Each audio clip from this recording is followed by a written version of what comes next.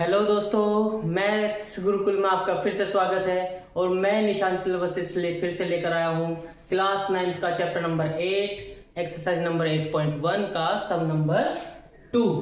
ठीक है, तो कुछ बच्चों को शिकायत थी कि भाई कोई वीडियो बहुत लेट आ रही है। ठीक है, तो मैं इस बात के लिए माफ़ी चाहूँगा सभी से, क्योंकि कुछ मेरी आपसे पर्सनल समस्याएं थी जिनकी वजह से मैं वीडियो नहीं बना पाया। तो लेकिन अब से मैं आपसे प्रॉमिस करता हूँ कि वीडियो हर दूसरे दिन एक वीडियो आपसे आपके टॉपिक से रिलेटेड ज़रूर आएगी और सभी मुझे सपोर्ट करें। ठीक है, तो चलिए हम शुरू करते हैं बिना टाइम वेस्ट किए।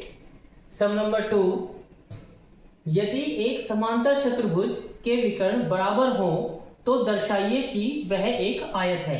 एक्सरसाइज नंबर 8.1 चैप्टर का नाम है क्वाड्रिलेटरल, हिंदी में कहते हैं इसे चतुर्भुज। ठीक है, यदि एक समांतर चतुर्भुज के विकर्ण बराबर हो, if in a quadrilateral parallelogram, if in a parallelogram diagonals are equal, then show that, दर्शाइए मतलब शो करना है, प्रूफ करना है कि दैट इज अ रेक्टेंगल, कि वो रेक्टेंगल होना चाहिए। ठीक है, उसके लिए हम क्या करते हैं, जो चीज हमारे पास है सवाल के अंदर हम वो लिख लेते हैं। दिया है गिवन बोलते हैं इसको इंग्लिश में। ठीक है, गिवन ABCD एक समांतर चतुर्भुज है। तो मान लिया हमने एक समांतर चतुर्भुज है, समांतर चतुर्भुज मतलब पैरेललोग्राम। तो मान लिया ABCD एक समांतर चतुर्भुज है तथा विकर्ण जो है, जो डायगोनल्स है, डायगोनल क्या होते हैं, जो कोनों आमने सामने के जो कोण के जो पॉइंट होते हैं, आमने सामने के जो वर्टेसिस होते हैं, उनको आपस में जॉइंट करने वाली जो लाइन होती है उनको डायगोनल बोलते हैं, विकर्ण बोलते हैं। ठीक है, विकर्ण कौन कौन से हैं, AC और BD, ये दोनों आपस में क्या हो गए, इक्वल हो गए। ये इसने कहा है कि समांतर चतुर्भुज में विकर्ण बराबर हो, ये बात तो उसने फिक्स दी गई है।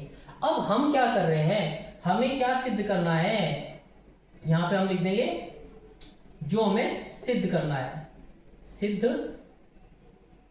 करना है।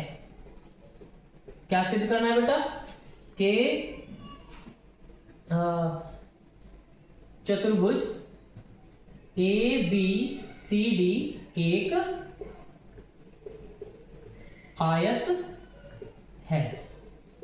ये बात हमें सिद्ध करनी है, प्रूफ करनी है। तो चलिए देखते हैं कैसे प्रूफ करते हैं। उसके लिए उपपत्ति शब्द का इस्तेमाल करेंगे, प्रूफ, कि कैसे हम अपने सवाल को यहां से यूज करेंगे।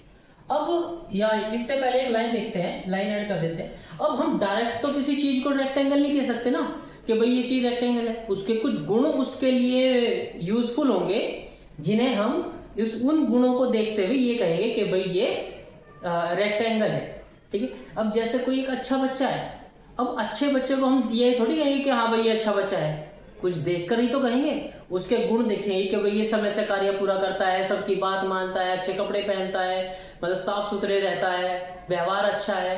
तो ये सब जो क्राइटेरिया होते हैं ना, ये सब उसको एक अच्छा बच्चा बनने के लिए, गुड बॉय बनने में हेल्प करते हैं। ठीक है, इन क्राइटेरिया से वो पहचाना जाता है कि वो बच्चा अच्छा है या बुरा है। ठीक है, तो इसलिए सेम चीज ये यहाँ पर भी है। अब हमें कैसे पता चलेगा कि ये जो समांतर चतुर्भुज है ये आयत है, ये कैसे पता चलेगा, कुछ क्राइटेरिया होंगे ना उसके। अब चलो हम देखते हैं पहले कि आयत क्या होता है। आयत एक कुछ इस तरीके का दिखाई देता है। ठीक है, कंडीशन क्या है इसकी, आमने सामने की साइड इक्वल होती है, अपोजिट साइड्स आर इक्वल। ठीक है, दूसरी कंडीशन क्या है कि जो होते हैं वर्टेसिस होते हैं, इन पर जो एंगल बनता है वो 90 डिग्री का होता है। कितने का, ये भी 90, ये भी 90, ये भी 90 और ये भी 90।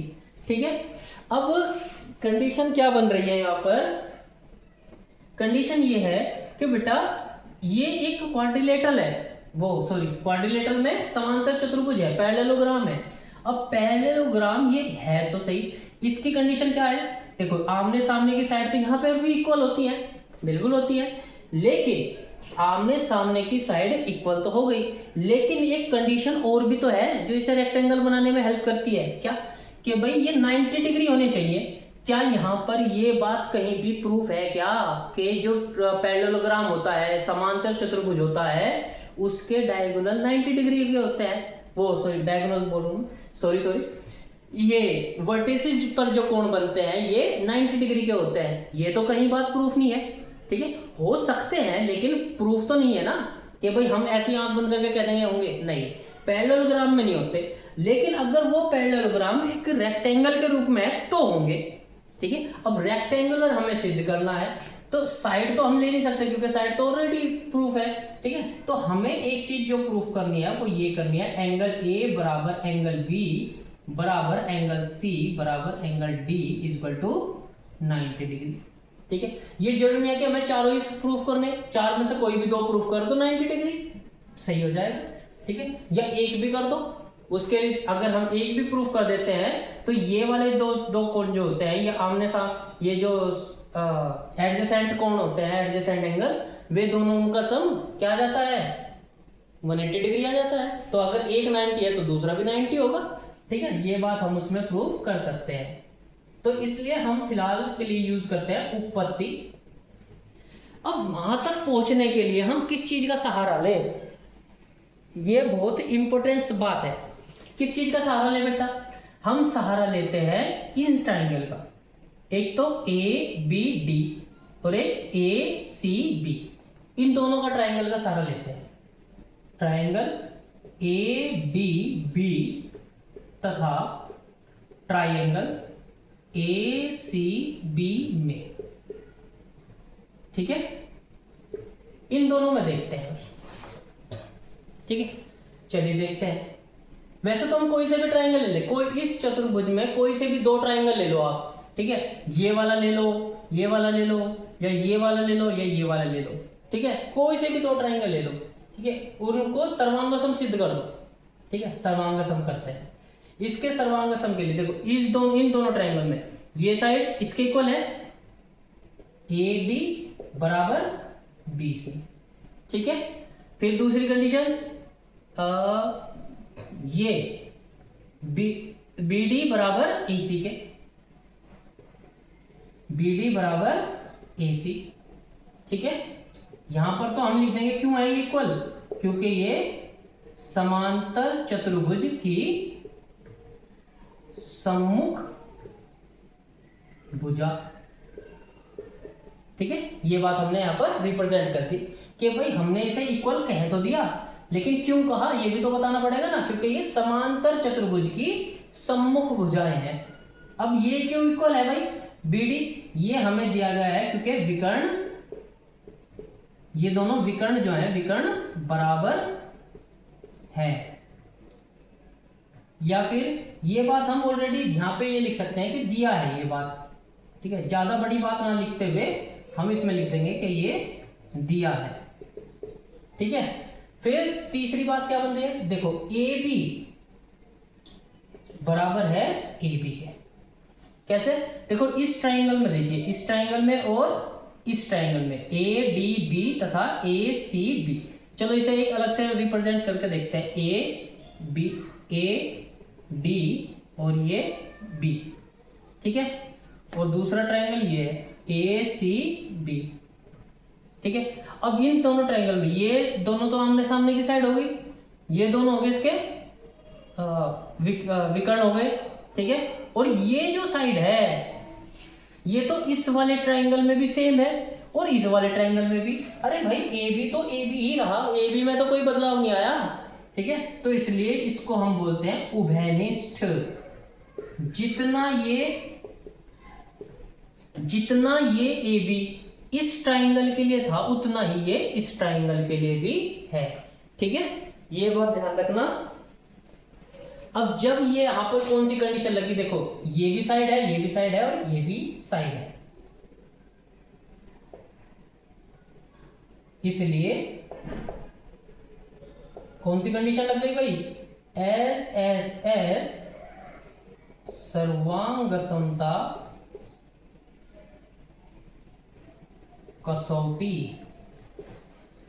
से, ठीक है। एस एस एस मतलब कि दो ट्राइंगल अगर हो और उनकी संगत भुजाएं एक दूसरे के बराबर होती हैं तो वहां पर एस कंडीशन अप्लाई की जाती है। ठीक है, तब अतः ये दोनों ट्रायंगल, जब भी ऐसी कोई कंडीशन लगती है सर्वांग समता की, तो इसका मतलब ए डी बी सर्वांग सम हो गया किसके, ट्रायंगल ए सी बी के। ठीक है, और जब ये कंडीशन लग गई है तो सीपीसीटी से क्या कहता है, सीपीसीटी कि सीपीसीटी से इसके संगत कोण भी तो बराबर होंगे। अब देखो संगत कोण, अब बच्चे यहां पर आके कंफ्यूज हो जाते हैं कि सर हमें पता कैसे चलेगा कौन सा कोण किसके संगत है। ठीक है, देखो ये जो है ट्रायंगल, ये कुछ इस प्रकार से बना हुआ है, एक रफली ड्रॉ करके देखते हैं ये। ठीक है, ए डी और बी, ये अब ये वाला जो ट्रायंगल है ये कुछ इस तरीके से बना हुआ है।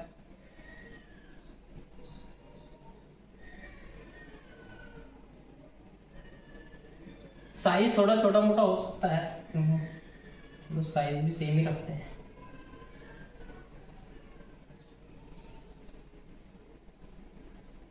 ठीक है, ये ए बी सी। ठीक है, अब यहां पे ये थोड़ा और झुक जाए ऐसे। ठीक है, अब कैसे पता चलेगा कि कौन सा किसके मतलब संगत है। ठीक है, किसके संगत है, किसके करस्पॉन्डिंग एंगल है, वो कैसे पता चलेगा। अब देखो हम ये वाला फिगर उठाओ इमेजिनेशन में, ये वाला फिगर उठाओ और उसे इस फिगर के ऊपर रखने की कोशिश करो।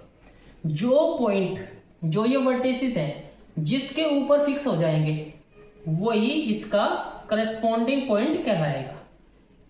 ठीक है, कैसे, चलो अगर हम देखो इससे ऐसे उठा के ऐसे रखते हैं, ये 3 पॉइंट है, ये मैं इससे रिप्रेजेंट कर रहा हूं, ये वाली उंगली सी को और ये वाली उंगली बी को और ये वाला अंगूठा ए को रिप्रेजेंट करता है। ठीक है, यहाँ पे अगर मैं इसको ऐसे उठा के ऐसे रखता हूं तो ये तो कहीं भी नहीं आ रहा। देखो ए तो चलो यहाँ पे आ जाएगा एक ही जगह, लेकिन सी और बी कहाँ जाएंगे, ये तो नहीं आएंगे। ठीक है, इसलिए क्या करते हैं हम दूसरा कोई तरीका देखते हैं कि किस शायद से उसे मोड़े। ठीक है, अब देखो सेम वही चीज, अगर हमने इसको यहां से उठा के ऐसे करा, लो आ गया। ठीक है, तो मतलब ये बी तो आ जाएगा यहां पे इसकी जगह, ये ए आ जाएगा यहां पे और ये सी आ जाएगा यहां पे। ठीक है, तो इसका मतलब है कि जो एंगल ए है वो एंगल बी के बराबर हुआ, एंगल बी जो है वो एंगल ए के बराबर हुआ, और ये एंगल डी जो है वो एंगल सी के बराबर हुआ। ठीक है, ये चीज हमें ध्यान रखनी है सीपीसीटी से। और हमें कौन कौन से चाहिए, एंगल ए और एंगल बी, एंगल ए बराबर एंगल बी के। ठीक है, ये दोनों हम इक्वल आ गए हैं और अब यहां से अपने सवाल को सोल्व करते हैं। ठीक है, जब ये दोनों एंगल इक्वल आ गए, हम जानते हैं कि वी नो दैट, क्या जानते हैं भाई, कि angle A plus angle B is equal to होता है कितना, 180 डिग्री होता है नहीं होता। अब जब एंगल ए बराबर, ये क्वेश्चन नंबर 1 मान लिए, देयरफॉर 1 इंप्लाई, तो 1 से हम क्या कह सकते हैं। ठीक है, angle A is equal to angle B है, तो इसको मैं एंगल बी लिख दूं बराबर 180 डिग्री। ठीक है, 2 एंगल बी, भाई एक एंगल बी ये रहा, एक एंगल बी ये रहा, तो 2 हो गए।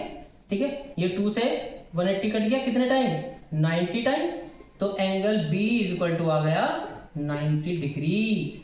तो देयरफॉर इक्वेशन नंबर 2,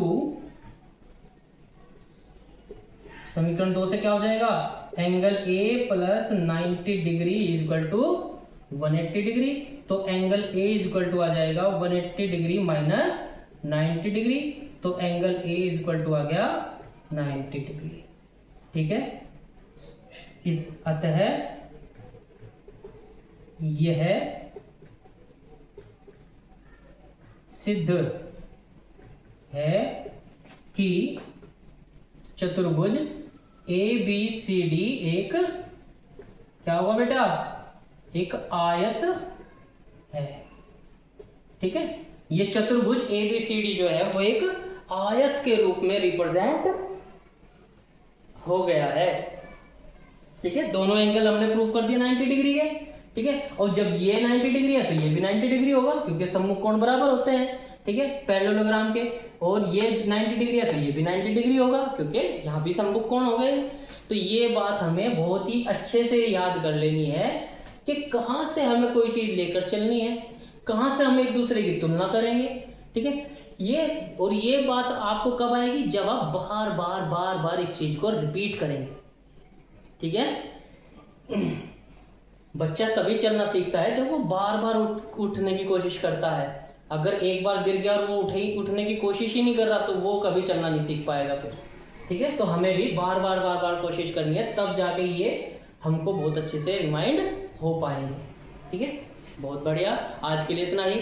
मैंने कोशिश की है कि मैं अब छोटे छोटे जैसे ये कोई आपके जो कुछ सम्स हैं इस एक्सरसाइज में ये थोड़े बड़े बड़े हैं, तो मैं ये कोशिश कर रहा हूँ कि वीडियो को ज़्यादा लंबी ना बनाते हुए उन्हें एक एक सम्स में डिवाइड कर दूँ। ठीक है, तो आप ताकि आप इसे अच्छे से मन लगाकर इसको पढ़ सकें। ठीक है, थैंक यू। आज के लिए इतना ही। बहुत बहुत धन्यवाद आप सभी का, आपने मेरा इंतज़ार किया। और मेरे चैनल को सब्सक्राइब कीजिए। मेरा क्या, आपका ही चैनल है, आपसे ही मैं हूँ, मेरे से ही आप है ना। तो आप सभी मुझे हेल्प करें इस चैनल को इम्प्रूव करने में। ठीक है, ताकि मैं और अच्छे से कंटेंट बनाकर आपके सामने प्रेजेंट करूं। और आज के लिए इतना ही। धन्यवाद आपका। बाय।